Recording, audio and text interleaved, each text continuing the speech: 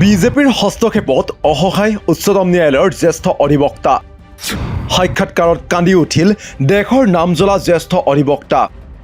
কিয় কান্দিবলগীয়া হ'ল চন্দ্ৰচূড়ৰ সমকালীন অধিবক্তাই? DY চন্দ্ৰচূড়ৰ ওপৰত কিয় ইমান খং অধিবক্তা দুষ্যন্ত দাভেৰ? দেশৰ মুখ্য ন্যায়াধীশক কোন ৰাজনৈতিক শক্তিয়ে কৰে প্ৰভাৱিত?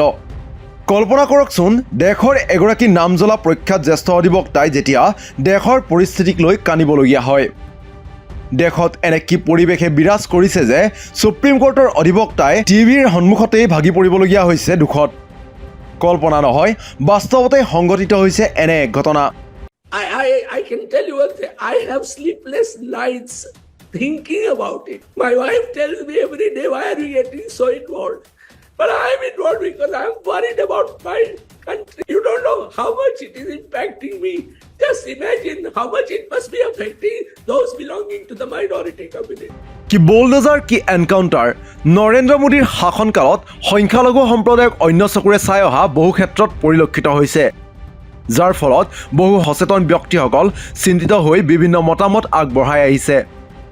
দেশত হিন্দুত্বৰ প্ৰভাৱ বিস্তাৰ কৰাৰ যেন মুখ্য লক্ষ্য হৈ পৰিছে সংখ্যালঘু সম্প্ৰদায়ক ৰোধ কৰা। শেহতীয়াকৈ সংঘটিত হোৱা চম্ভাল মছজিদৰ তলত মন্দিৰ বা মূৰ্তিৰ সন্ধান কৰিবলৈ খনন কাৰ্যকে আদি কৰি দেশৰ সাম্প্ৰতিক পৰিস্থিতিক লৈ দ্য ৱায়াৰত এক সাক্ষাৎকাৰ অনুষ্ঠিত হৈছিল। জ্যেষ্ঠ সাংবাদিক কৰণ থাপাৰে সেই বিশেষ সাক্ষাৎকাৰটোত মাতি আনিছিল উচ্চতম ন্যায়ালয়ৰ জ্যেষ্ঠ অধিবক্তা দুষ্যন্ত দাভেক। দেশৰ মুখ্য ন্যায়াধীশ DY চন্দ্ৰচূড়ে জ্ঞানব্যাপী মছজিদৰ তলত মন্দিৰৰ সন্ধানৰ বাবে ছাৰ্ভে কৰাৰ অনুমতি দিয়াক লৈও অনুষ্ঠানটোত প্ৰশ্ন কৰিছিল কৰণ থাপাৰে। এনে প্ৰশ্নৰ উত্তৰ দিবলৈ গৈয়ে কান্দোনত ভাঙি পৰে দুষ্যন্ত দাভে। কান্দি কান্দি দাভেয়ে ক'লে যে এগৰাকী নাগৰিক হিচাপে তেওঁ দেশত চলি থকা সাম্প্ৰতিক ঘটনাসমূহ চাই থাকিব নোৱাৰে। বহু ৰাতি তেওঁ এনে বিভিন্ন কথাৰ বাবে উজাগৰে থাকিবলগীয়া হয়।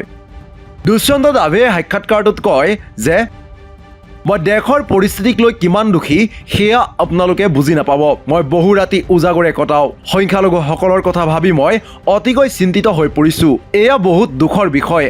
মই বুজি নাপাওঁ যে দেশত চলি থকা এনে মূৰ্খামিবোৰৰ বিৰোধিতা কিয় নকৰে দেশৰ জনতাই, কিয় যুঁজ নচলায় এনে মূৰ্খামি কথাবোৰৰ বিৰুদ্ধে। আইনী জ্ঞানে পৰিপুষ্ট এগৰাকী জ্যেষ্ঠ আইনজীৱীয়ে কোৱা এনে কথাই স্বাভাৱিকতে দেশত চলি থকা অনিয়ম অনাচাৰৰ কথাকেই উদঙাই দিছে।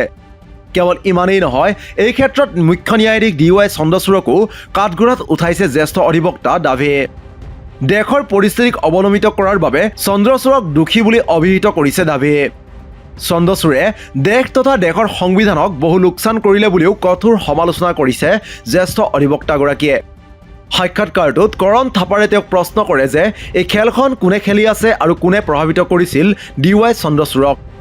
সেই প্ৰশ্নৰ উত্তৰত দাভেয়ে কয় যে যি ৰাজনৈতিক শক্তিয়ে দেশত এনে পৰিস্থিতিৰ সৃষ্টি কৰিব খুজিছে, যিয়ে সংখ্যালঘুসকলক অৱনমিত কৰাৰ কৌশল ৰচিছে, তেওঁলোকেই দেশৰ মুখ্য ন্যায়াধীশক প্ৰভাৱিত কৰিছিল নিজৰ পক্ষে।